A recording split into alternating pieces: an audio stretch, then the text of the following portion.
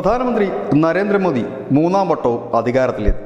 പക്ഷേ അതിനകത്ത് BJP പ്രവർത്തകർക്കോ ഇല്ലെങ്കിൽ മോദിക്ക് തന്നെയോ തൃപ്തി ഉണ്ടാകാൻ വഴിയില്ല. കാരണം വലിയൊരു ടാർഗറ്റ് ഫിക്സ് ചെയ്തുകൊണ്ടാണ് ഇത്തവണ മോദിയും കൂട്ടരും തെരഞ്ഞെടുപ്പിനെ നേരിട്ടത്. അതായത് തിളക്കമൽപ്പം മങ്ങിയെന്ന് പറയാതെ വയ്യ. അതാണ് യാഥാർത്ഥ്യവും. യഥാർത്ഥ മോദി ഭക്തർ പോലും അത് അംഗീകരിക്കുന്നുമുണ്ട്. അവിടെയാണ് മോദിയെ വീണ്ടും ഒരു റീലോഡിങ്ങിന് പ്രേരിപ്പിക്കുന്നത്. അതായത് മൂന്നാമത്തെ വരവ് വീണ്ടും തിളക്കമുള്ളതാക്കി മാറ്റാനാണ് അണിയറയിൽ നീക്കം.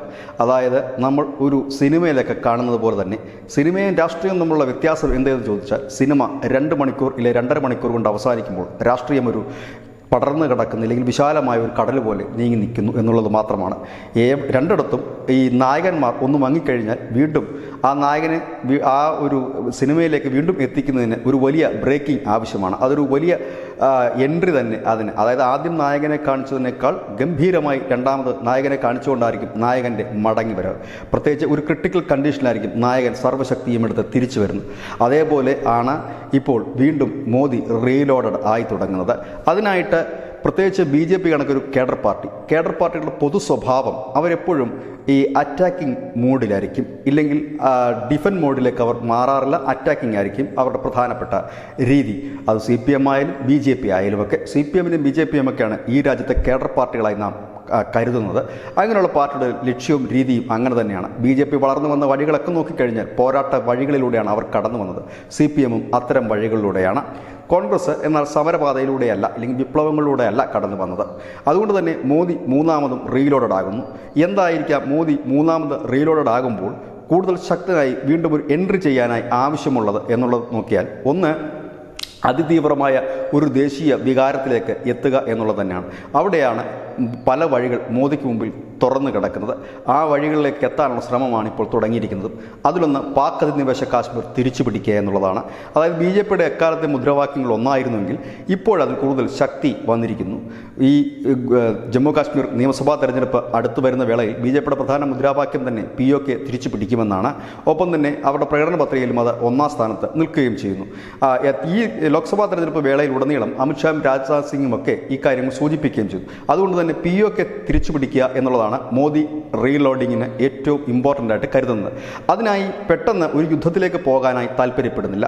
പ്രത്യേകിച്ച് ഇപ്പോൾ സാമ്പത്തിക ഒരു സ്ഥിരതയിലേക്ക് രാജ്യം പോകുന്നില്ല. 3-ാം സ്ഥാനത്തിന്, ലോകത്തിൻ്റെ സമ്പദ് വ്യവസ്ഥയുടെ 3-ാം സ്ഥാനത്തിലേക്ക് രാജ്യം കുതിക്കുന്ന ഒരു കാലയളവിൽ ഒരു യുദ്ധത്തിന് പോകാൻ ഇന്ത്യ ആഗ്രഹിക്കുന്നില്ല. അതുകൊണ്ട് തന്നെയാണ് വ്ളാഡിമിർ പുടിനുമായുള്ള കൂടിക്കാഴ്ചയ്ക്ക് വളരെ ഇമ്പോർട്ടൻ്റ് നൽകുന്നതും. കാരണം ഈ പാക് അധിനിവേശ കാശ്മീർ അടങ്ങുന്ന ഇന്ത്യയുടെ ഭൂപടം ഒരാഴ്ചയ്ക്ക് മുമ്പ് റഷ്യ പ്രസിദ്ധീകരിച്ചിരുന്നു. ലോകത്താദ്യമായിട്ടാണ് ഒരു രാജ്യം പാക് അധിനിവേശ കാശ്മീർ ഇന്ത്യയുടെ ഭാഗമായി ചിത്രീകരിച്ചുകൊണ്ടൊരു ഭൂപടം പുറത്തിറക്കുന്നത്.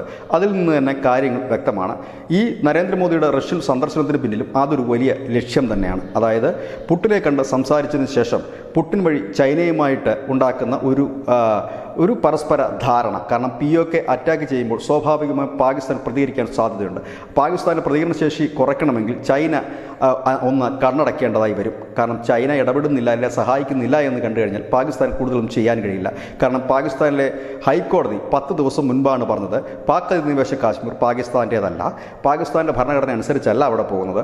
അതുകൊണ്ട് തന്നെ അവിടെയുള്ള ഏതെങ്കിലും ഒരു പ്രതിക്ക് നോട്ടീസ് അയക്കാൻ ഈ പാകിസ്ഥാൻ്റെ കോടതികൾക്ക് കഴിയില്ല എന്നും. അത് തന്നെയാണ് യാഥാർത്ഥ്യം. കാരണം പാക് അധിനിവേശ കാശ്മീർ ആരുടെയുമല്ല. അവർക്ക് എപ്പോൾ വേണമെങ്കിലും ആരുടെ ഒപ്പം വേണമെങ്കിലും ചേരാം. ഇപ്പോഴവിടെയുള്ളത് പാവ ഗവൺമെൻറ്റും പാവ സർക്കാരുമാണ്.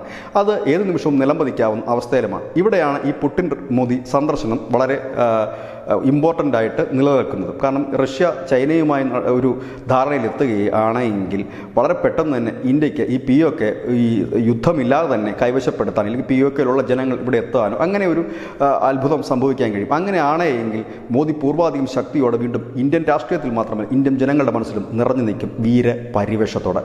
പിന്നെയുള്ള അടുത്ത വഴി എന്തെന്ന് ചോദിച്ചാൽ, ഇന്ത്യ ഏറെക്കാലമായി നോട്ടമിട്ട് നിൽക്കുന്ന പ്രധാനപ്പെട്ട ഭീകരവാദികൾ അല്ലെങ്കിൽ തീവ്രവാദിയായ ദാവൂദിനെ വകവരുത്തുക എന്നുള്ളതാണ്. പാകിസ്ഥാനിൽ കടന്നു കയറി അജ്ഞാതന്മാർ ദാവൂദിനെ വകവരുത്തുകയാണെങ്കിലും അത് മോദിയുടെ തിളക്കം കൂട്ടുന്ന ഒരു കാര്യമായി മാറും. അതുകൊണ്ട് തന്നെ ഉടനടി എന്തെങ്കിലുമൊക്കെ ചെയ്ത് ആ നഷ്ടപ്പെട്ട തിളക്കം വീണ്ടെടുക്കാനുള്ള ഒരുക്കത്തിലാണ് മോദിയും ഒപ്പം തന്നെ അമിത്ഷാ അടങ്ങുന്ന വിഭാഗവും. കാരണം ഈ തന്ത്രം മെനയുന്നതിൽ മോദി അമിത്ഷാ കൂട്ടുകെട്ട് മാത്രമല്ല BJP-യുടെ ഉന്നതരായ നേതാക്കളൊക്കെ തന്നെ ഒന്നിനൊന്നും മിടുക്കന്മാരാണ്. അതുകൊണ്ട് തന്നെ അണിയറയിൽ അത്തരം നീക്കങ്ങൾ നടക്കുന്നുണ്ടോ എന്ന് നാം സംശയിച്ചാൽ തെറ്റ് പറയാനും കഴിയില്ല. അതായത് മോദിക്ക് വീണ്ടും റീലോഡായേ പറ്റൂ. ഒപ്പം തന്നെ BJPക്കും അത് അനിവാര്യമാണ്. കാരണം ഇപ്പോൾ ഈ BJP കൂടുതൽ സംസ്ഥാനങ്ങൾ ഈ രാജ്യത്ത് ഭരിക്കുന്നത് കൊണ്ട് തന്നെ BJPക്ക് എപ്പോഴും ഡിഫൻസ് മോഡിൽ നിൽക്കാൻ കഴിയും. അതായത് ഒരു ആക്രമിച്ച് മുന്നേറുന്ന ഒരു മോഡിലേക്ക് അവർക്ക് പോകാൻ കഴിയില്ല. കാരണം ഭരിക്കുന്നത് ഒരുപാട് സംസ്ഥാനങ്ങൾ ഭരിക്കുന്നു, രാജ്യം ഭരിക്കുന്നു. അതുകൊണ്ട് തന്നെ അതിന് പുറത്തുള്ള മറ്റു കാര്യങ്ങളിലേക്ക് വേണം ഇനി ഹീറോ പരിവേഷം ചാർത്തിക്കെട്ടാൻ. അതിനുള്ള നീക്കങ്ങളായി വേണം ഇപ്പോൾ ഈ കാണുന്നതൊക്കെ നാം മനസ്സിലാക്കാനും. ഇതിനാണ് ന്യൂസിൻ്റെ മലയാളത്തിൽ ഇന്നത്തെ അനാലിസിസ്. നന്ദി, നമസ്കാരം.